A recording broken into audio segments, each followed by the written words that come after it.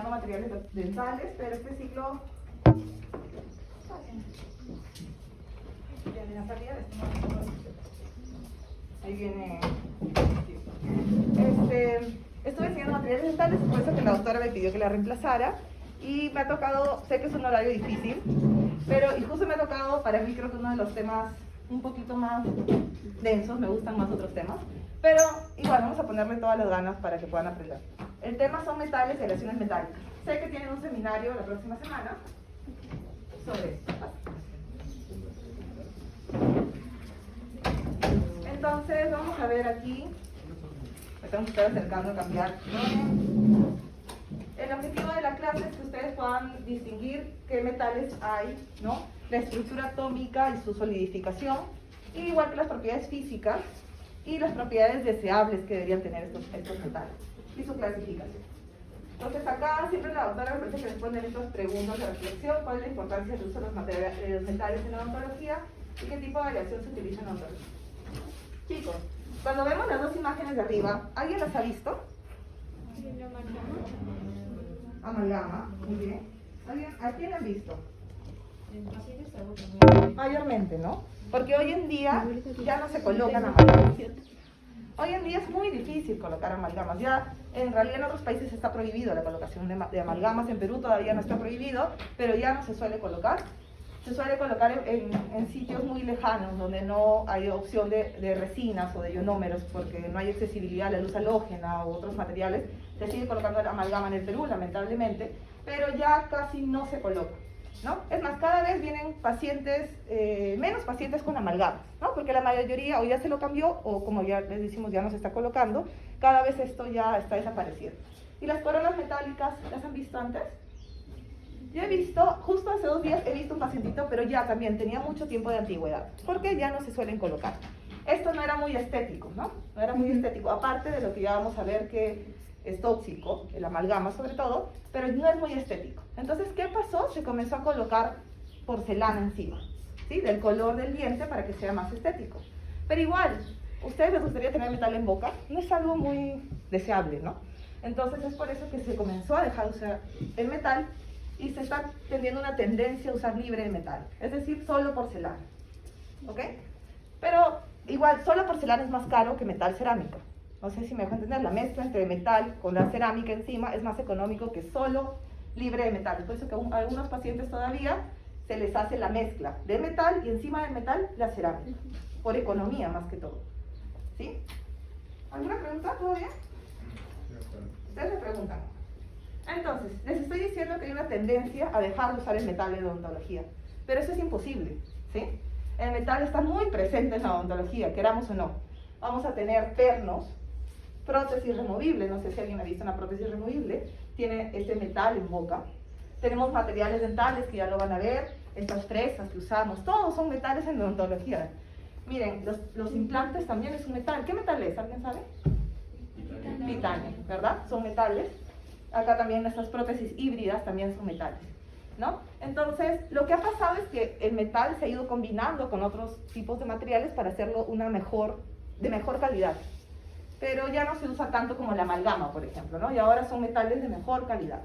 Pero igual todavía se siguen utilizando. Entonces, ¿de dónde provienen los metales?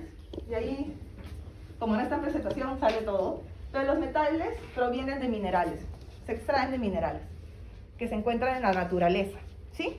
Estos minerales, no quiere decir que de un mineral salga un metal, sino que de un mineral pueden salir diferentes tipos de metales, ¿sí? Estos metales, esto lo hemos visto en el colegio, yo creo que todos hemos visto esto, ¿no? Que los metales se encuentran en estado sólido en la naturaleza, normalmente son sólidos, a excepto de 2. ¿Alguien conoce qué metales son líquidos en su presentación natural? Mercurio, muy bien. ¿Y qué otro? El galio, ¿sí? El mercurio, ¿en dónde lo encontramos? Es clásico, o no sé si ustedes... En el termómetro, ¿verdad? En el termómetro de vidrio. Que es un poco antiguo ya porque ahora salieron los electrónicos, pero no miden nada, ¿no? Sí, pero yo siempre tengo, en las tienditas chiquitas todavía los venden. Para mí son viejos confiables, porque el digital, no lo sé. Pero Sí, el mercurio se encuentra en estado sólido, a excepción del mercurio y el galio, que se encuentran en un estado líquido. Tienen opacidad, ¿sí? Es decir, no dejan pasar la luz, ¿verdad? Son bien opacos los metales. Dice, excepto en capas muy finas. Tendrían que ser extra finas para que dejen pasar un poco de la luz, ¿no? Pero sí, se dice que en láminas muy delgadas pueden dejar de ser opacos.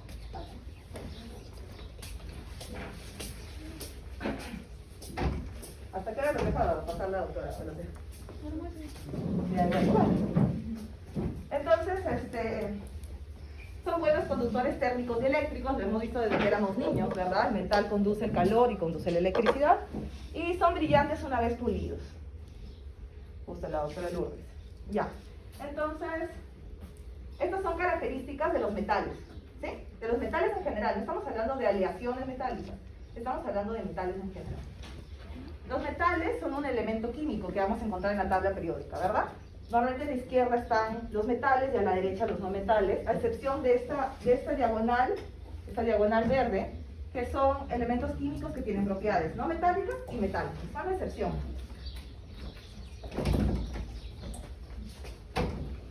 ¿Ok? Entonces, no voy a hablar mucho de esto, pero se encuentra en la tabla periódica.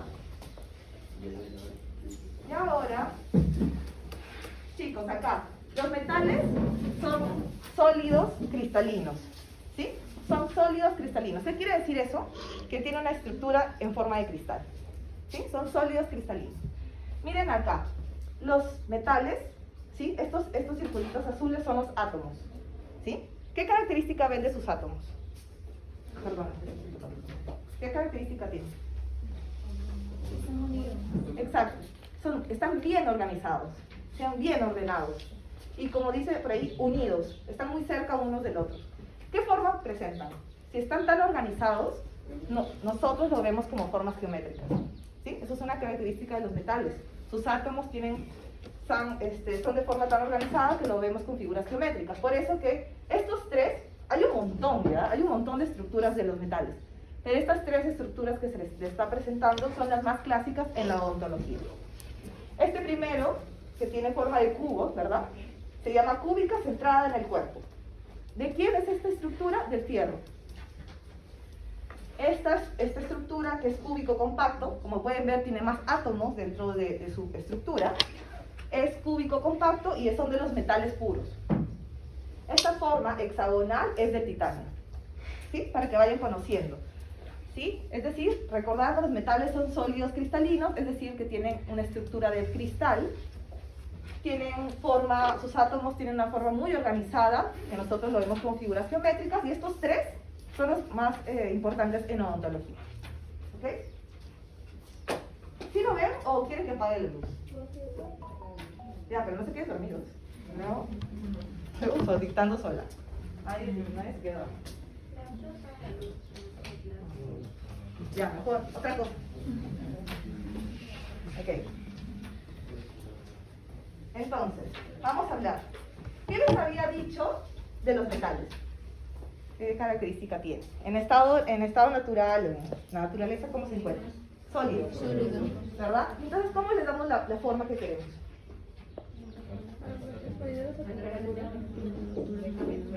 Ajá, ¿no? ¿Verdad? Los fundimos, ¿verdad? Les aumentamos, los ponemos a una temperatura muy alta y se vuelven líquidos, ¿verdad? Y les ponemos en un molde y les damos la forma que queremos, ¿verdad? Entonces, esto es el mecanismo de cómo están ya líquidos, cómo se solidifican, cómo de líquido pasan a sólido, ¿sí? Este es el mecanismo. Imagínense que acá ya está el metal en estado líquido, ¿sí? Sus átomos están muy dispersos, ¿ok? Se les va a explicar cuál es el mecanismo para hacer que se hagan sólidos, ¿no? Luego, ¿qué sucede, chicos? Miren, una vez que la temperatura comienza a descender, es decir, se comienza a enfriar, ¿sí? Va quedando claro aquí, estaban en estado líquido porque estaban en una temperatura muy alta, ¿verdad? Estaban en unos 800, 900 grados. Esta temperatura va a ir bajando, entonces el metal se va a ir haciendo más sólido, ¿verdad? Se va solidificando. ¿Qué sucede? Los núcleos que estaban dispersos se comienzan a unir. Miren, se comienzan a unir estos átomos, ¿sí? y forman núcleos o embriones. Esa es la primera etapa de la solidificación, la formación de núcleos o embriones. ¿Ok? Los átomos se comienzan a unir. Miren, se siguen uniendo. Miren, se van uniendo. Miren qué forma ya comienza a presentar. Se siguen uniendo. Hasta que forman estas formas que acabamos de ver hace un rato, ¿no? Ya se van formando de manera cristal. Entonces, de núcleos o embriones pasan a cristales. ¿Sí? A cristales o cuadrícula espacial, ¿no? Se conoce también como cuadrícula espacial. ¿Por qué? Porque la temperatura está bajando, se están enfriando el metal, ¿sí? Entonces, de embriones pasan a cristal. Estos cristales se siguen uniendo, no es que quedan allí, se siguen uniendo, miren. Se siguen uniendo, ¿no? Varios, y luego se llaman dendritas, ¿sí? Núcleos, cristales y dendritas, ese es el proceso de solidificación. Luego se siguen uniendo y estos van creciendo, miren cómo van creciendo. ¿Ven? Van creciendo, hasta que llega un punto en el que ya no pueden crecer más, porque como que chocan con el molde, por así decirlo, chocan entre ellos, ¿sí? Como continentes, van chocando entre ellos. A este paso se llaman granos o límites granulares, ¿no? Los límites granulares, la unión de estos granos, ¿sí? Y acá es donde acaba el proceso de solidificación. Es decir, aquí, ¿en qué estado está? Sólido. ¿Sí? Quedó claro, ¿verdad? Está en un estado líquido. Vamos a ponerlo otra vez para que quede un poquito más claro. Están en estado líquido y los átomos están dispersos. Conforme va enfriándose o va bajando la temperatura, se van formando núcleos, la unión de diferentes átomos. Núcleos, miren, se van formando núcleos. Luego se forman cristales. Cristales. Luego dendritas, son de mayor tamaño que los cristales, ¿verdad? Luego, miren, van creciendo, hasta que ya no puede crecer más. A este proceso en el que ya no puede crecer más, se llaman granos o límites granulares. Ya no pueden crecer más. Allí quedan y ya están sólidos. ¿Alguna duda hasta aquí? Creo que está claro, ¿verdad? Vamos a hablar ahora sí de las propiedades físicas de los metales. ¿Sí? Ojo que estamos hablando de los metales en general, todavía no aleaciones metálicas. Metal. Tiene expansión térmica. ¿Qué quiere decir expansión térmica? Que al calor, esto se expande, el metal se expande, ¿no? Miren, tenía una longitud, lo expusieron al calor y esto se va arqueando porque va ganando longitud. Es decir, chicos, esto es importante en la expansión térmica. Al calor, el metal se expande. Hablamos hace un rato del mercurio, ¿verdad? De los termómetros. ¿Cómo creen que funciona? Al calor, ¿verdad? El mercurio lo colocan en la zona de calor, este calor hace que el mercurio se expanda. El mercurio se expande y llena esa barrita de temperatura. Y es lo que nosotros vemos, el mercurio expandido. Es lo que nos da el poder ver la temperatura, ¿sí? Porque todos los metales se expanden al calor. Expansión térmica. Color. Normalmente tienen este color plateado, grisáceo, ¿verdad? A excepción de ¿quiénes? ¿De qué metales? El oro y el cobre. El oro tiene un color dorado y el cobre un color rojizo, ¿no? Entonces, luego la densidad. La densidad está muy relacionada al volumen o el peso en el agua, ¿sí? No sé si alguien lo sabe, el que creó este concepto o le dio forma al concepto fue Arquímedes. Él definió lo que era la densidad. ¿Y saben cómo se dio cuenta? Él estaba en una piscina y veía que cuando entraba una persona, el agua rebalsaba. Entonces, ¿qué decía? Que las personas ocupan un volumen en la piscina y el agua rebalsa. Entonces, el tamaño o el volumen del agua era muy relacionado al volumen de la persona que ingresaba.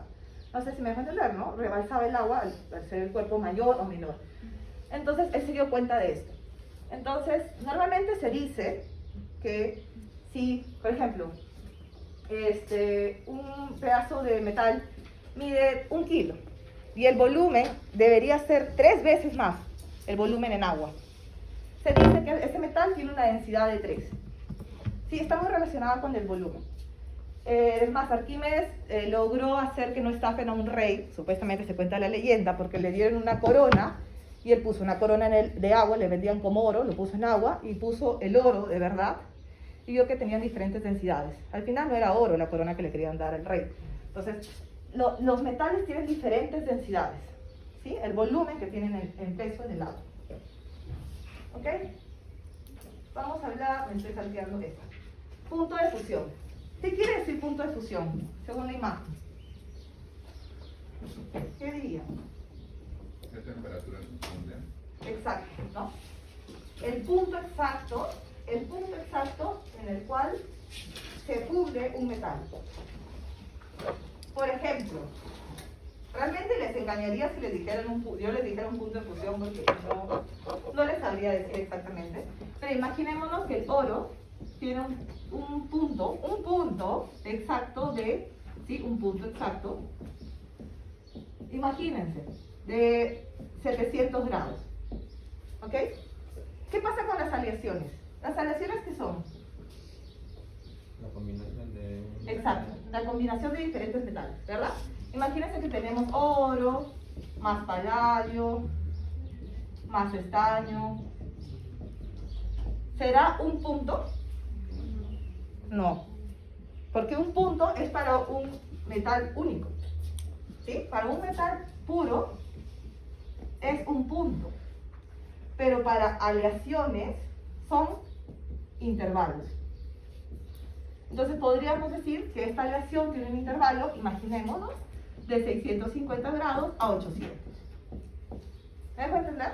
Entonces, esto es importante del punto de fusión. Decimos punto de fusión, pero en aleaciones no es punto de fusión, sino es un intervalo de fusión. Porque son diferentes metales que tienen diferentes puntos de fusión. ¿Ok? La maleabilidad. ¿Qué quiere decir la maleabilidad acá? Que...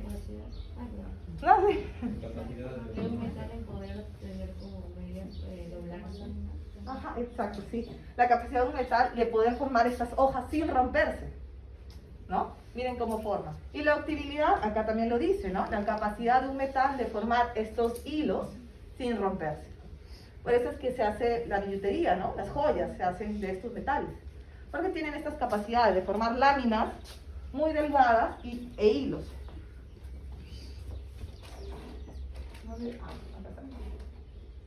Ahora sí, vamos a pasar a aleaciones metálicas. ¿Todo claro con metales? Ok. Aleaciones metálicas, chicos. Ustedes me lo han dicho, es la combinación de otros metales. ¿Y por qué creen que hubo la necesidad de combinarlos? Para aprovechar sus distintas propiedades. Muy bien, ¿no?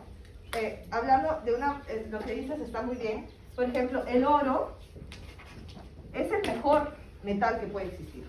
Es un metal noble, es muy puro, ¿verdad? Es el mejor. Pero ¿qué pasa con el oro? Es muy caro, ¿sí? Es muy caro. Antes se usaba bastante el oro, pero ahora no es nada accesible. Exacto, es muy caro. ¿Ok? Entonces se dejó de usar el oro y se comenzó a buscar otros tipos de metales. ¿Qué pasa con el cobre? Se corroe, ¿sí? Se corroe. Entonces, ¿qué pasa con el oro? Entonces allí, o sea, el oro no lo podían usar porque era muy caro, el cobre se corroía. Entonces comenzaron a mezclarlos para tener un metal perfecto, por así decirlo, económicamente. Mezclaron, por ejemplo, el cobre más el oro. Entonces, así mejoraron algunas propiedades. ¿Sí?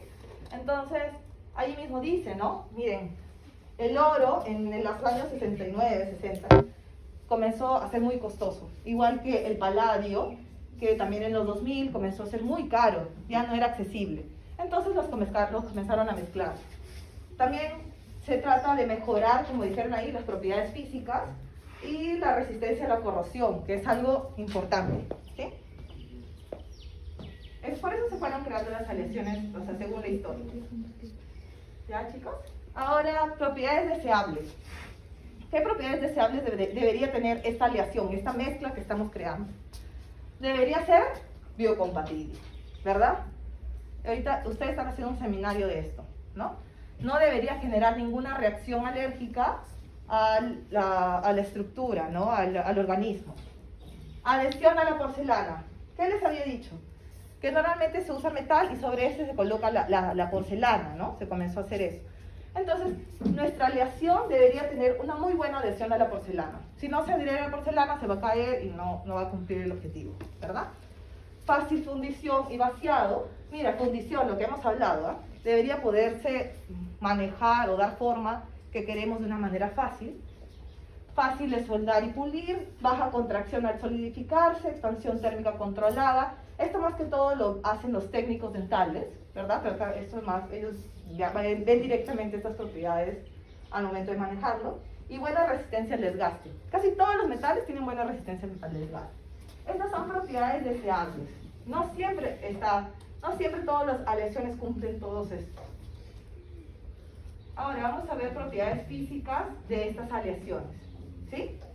Ahora sí estamos hablando de aleaciones. ¿Alguna duda, chicos? Ok. Bueno, les quería preguntar, ¿qué es esto? Cerca. Una lima para no. Es una lima para endodoncia, ¿no? Miren acá cómo es flexible, ¿verdad? Miren cómo lo pueden... Tiene que ser flexible para entrar al conducto del diente, sin romperse, ¿no? Entonces, esto es módulo de elasticidad. ¿Ustedes qué entenderían por módulo de elasticidad? A mayor módulo de elasticidad, mayor flexibilidad. ¿Lo entenderían así? Pues no, no es así. El mayor módulo de elasticidad es mayor rigidez. Es diferente, es al revés. Puede sonar contradictorio, pero es al revés, chicos. Es contradictorio. Entonces, cuando piensen en que digan mayor módulo de elasticidad, mayor elasticidad, mentira. A mayor módulo de elasticidad, mayor rigidez. Es diferente, es al revés. ¿Sí? A menor módulo de elasticidad, más flexible. No se vayan a confundir, es contradictorio, lo sé. Es al revés. ¿Sí? A mayor módulo de elasticidad, es más rígido el material. A menor módulo de elasticidad, es más flexible. ¿Ok? ¿Y ustedes qué creen? ¿Qué nos conviene a nosotros? ¿Que sea más flexible o que sea más rígido? Más flexible. ¿Ya? Si ustedes leen acá las letritas, debería ser lo más semejante a la dentina y al esmalte. ¿Sí? Entonces, veamos. ¿Qué módulo de elasticidad tiene el esmalte y la dentina? Miren.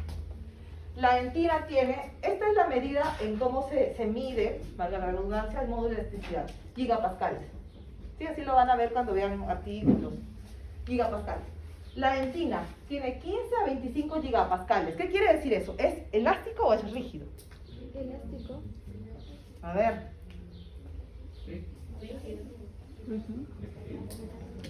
A ver, les estoy diciendo, a mayor módulo de elasticidad, ¿qué es? Rígido. Mayor rigidez. Entonces, esmalte, 83. Rígido. ¿El esmalte qué es? Rígido. Rígido. ¿Y la dentina? Flexible. Flexible. ¿Sí? Es al revés. ¿Ven?